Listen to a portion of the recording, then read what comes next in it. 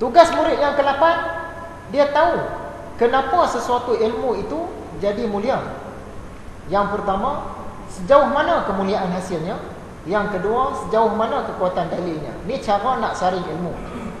Dia bagi contoh di sana, antara ilmu agama dengan ilmu kedoktoran, mana yang lebih mulia? Nak tahu mulia dia dari segi hasil. Ilmu agama ni, hasil dia tu confirm dah berkait akhirat tu. Dia untuk selama-lamanya. Ilmu kedoktoran ni walaupun berkait juga dengan akhirat, tapi dia tu kegunaan dia lebih pada dunia. Nak selesai masalah penyakit-penyakit ni di dunia. Jadi ilmu kedoktoran ni dia macam ada batasnya. Bila dunia ni dah habis dah. Orang tu mati, habis dah. Tapi kalau ilmu agama tadi, sampai selama-lamanya dia punya manfaat dia tu. Jadi dari segi kemuliaan hasilnya, mulia lagi lah hasil ilmu agama berbanding ilmu kedoktoran, walaupun kedua-duanya penting. Contoh yang kedua, contoh dari segi kekuatan dalil. Antara ilmu matematik dengan ilmu nujum, mana yang lebih mulia? Kita tengok kekuatan dalil. Ilmu matematik ni, dalil-dalil dia tepat. Dia tak boleh nak tipu-tipu, nak agak-agak. Kalau 2 kali 5, 10. 10 bahagi 2, 5. Dia tepat. Dia tak ada agak-agak. Tak boleh kata 10 bahagi 2, 5 perpuluhan berapa-berapa kot. Dia tak ada agak-agak. Jadi kekuatan dalil ilmu matematik tepat. Tapi ilmu nujum, dia tak ada dalil yang tepat. Dia lebih kepada agak-agak. Bintang Marikh duduk sejajar dengan bintang Jupiter. Alamat dia dunia akan panas. Jadi orang cepat marah. Jadi musim ni tak elok kahwin. Apa kaitan dia? Kaitan dia tu tak kuat. Dia lebih kepada agak-agak. Yang matematik tadi, dia tepat. Dia punya tu kekuatan dalil dia tu kuat. Jadi antara matematik dengan ilmu nujum, hebatlah lagi ilmu matematik. Imam Ghazali ulang lagi, ilmu paling mulia ialah ilmu tentang Allah. Yang ke-9, tugas murid, dia kena faham matlamat belajar khususnya ilmu agama ialah untuk mencantikkan diri. Maksud dia diri yang dalaman, diri kita yang sebenar. Bukan yang luaran ni, yang ni pinjaman. Diri kita yang sebenar, roh kita tu lah. Yang sejak sebelum adanya kita punya badan ni dah ada dah roh tu. Tu diri kita yang sebenar. Yang duk fikir, yang ada sifat keakuan apa semua ni, yang tu diri kita sebenar. Yang luar ni pinjaman lah. Jadi nak mencantikkan diri yang sebenar tu, bukan nak cantikkan yang luaran ni. Yang diri yang sebenar tu. Jadi matlamat belajar ilmu agama nak mencantikkan jiwa, mencantikkan hati.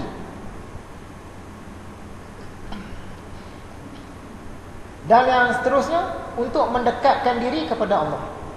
Mula-mula belajar tu pesan tak? Ni bapa hantar kamu belajar agama ni supaya nak cantikkan hati kamu dan nak dekatkan kamu kepada Allah. Yang tu yang utama. Yang lain-lain tu nak dapat kerja ke, dapat gaji tinggi ke, kemuliaan pandangan orang ke, yang tu benda sampingan.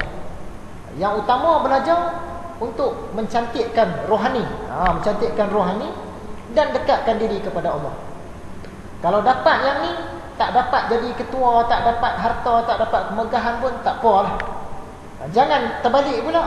Dapat jadi ketua, dapat harta, dapat kemegahan, boleh berbangga dalam kalangan teman-teman, tapi nak mencantikkan diri dia tak dapat. Nak dekatkan diri kepada Allah dia tak dapat. Rugi. Kalau dapat dua-dua lagi bagus. Tapi bandingan antara kedua-duanya, yang paling penting matlamat utama belajar ilmu agama, nak cantikkan diri yang rohani dan mendekatkan diri kepada Allah. Dan tugas pelajar yang terakhir, dia tahu hubungan antara sesuatu ilmu itu dengan matlamatnya. Dia faham ilmu mana yang matlamatnya bersifat sementara dan ilmu mana yang matlamatnya bersifat abadi. Kalau ilmu mekanik ni walaupun berkait juga dengan akhirat, tapi dia tidak secara langsung. Bila dunia ni habislah ilmu mekanik. Tapi ilmu agama sampai kesan itu sampai bila-bila di akhirat nanti. Jadi itulah tadi, imbas kembali adab-adab, tugas-tugas, tanggungjawab pelajar. Kena bersihkan hati, kurangkan hubungan dengan dunia luar, tidak melawan guru, kurangkan ambil tahu hal-hal khilaf. belajar secara menyeluruh, selesaikan ilmu-ilmu yang lebih penting terlebih dahulu, ikut sukatan pelajaran, tahu sebab musabak kenapa ilmu tu mulia, faham matlamat nak belajar ni, nak cantikkan rohani dan dekatkan diri kepada Allah, dan dia tahu hubungan antara sesuatu ilmu itu dengan matlamat. Habislah sudah, imbas kembali tanggungjawab murid. Malam ni nak masuk tanggungjawab guru. Tugas-tugas, adab-adab mursyid dan muallim.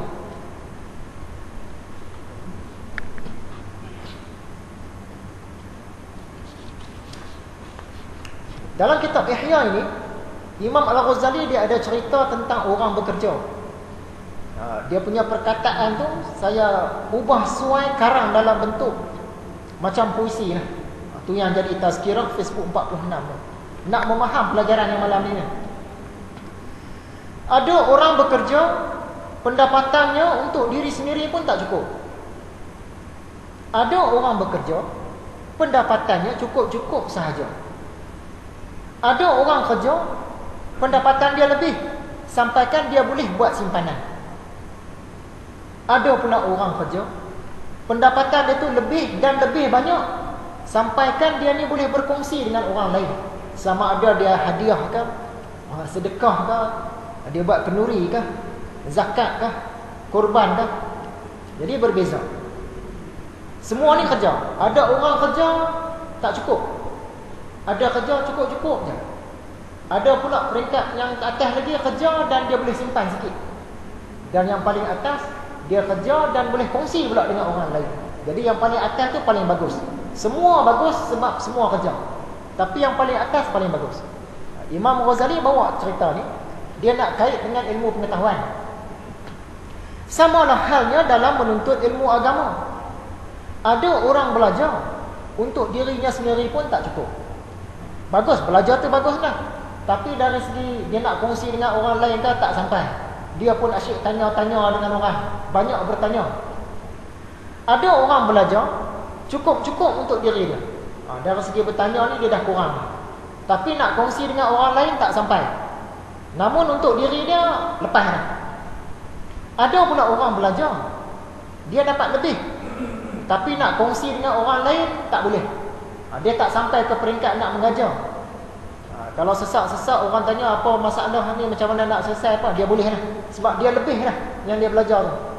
Dan ada orang belajar, dia lebih tu banyak, sampaikan dia boleh pula berkongsi dengan orang lain, dia boleh mengajar kat orang lain. Kata Imam Ghazali, yang jenis keempat ni paling bagus. Semua bagus sebab semuanya belajar. Tapi jenis yang keempat, yang ni yang terbaik. Macam kerja tadi, ada orang kerja untuk dia sendiri pun tak cukup. Ada orang bekerja cukup-cukup untuk diri dia. Ada orang kerja lebih, pendapatan dia boleh buat simpan. Dan ada orang kerja untuk diri dia pun cukup, simpan pun ada, dia boleh kongsi pula dengan orang lain. Dari segi hadiah ke, zakat ke, sedekah ke, kenduri ke. Ni perbandingan orang belajar ilmu agama. Sampailah kita pada tugas-tugas mursyid, tugas-tugas muallim.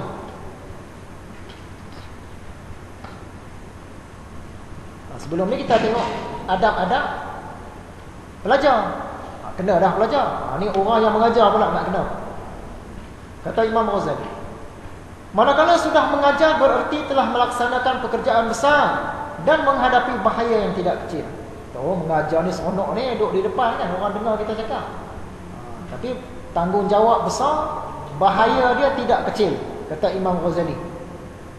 Jadi berat tanggungjawab orang mengajar ni. Tanggungjawab besar, bahaya dia pun tak kecil. Tugas pertama satu-satu orang mursyid ataupun muallim, dia kenalah menyayangi murid-muridnya. Kata Imam Al-Ghazali, mempunyai rasa belas kasihan kepada murid-murid dan memperlakukan mereka sebagai anak sendiri. Ni kalau dia tua lah. Kalau dia tu muda, anak-anak murid dia perlakukan macam bapak, macam mak dia lah. Dari sudut kasih sayang ni tu. Abang, kakak, adik, kalau muda tu dia buat macam seolah-olah anak sendiri lah. Kasih sayang satu orang guru tu. Sepatutnya. Dalam hadis riwayat Imam Abu Daud, Nasai, Ibnu Majah dan Ibnu Hibban, Sesungguhnya aku ini bagi kamu adalah seumpama seorang ayah bagi anaknya. Ini Rasulullah. Secara umumnya, dengan maksudnya melepaskan murid-muridnya dari api neraka akhirat.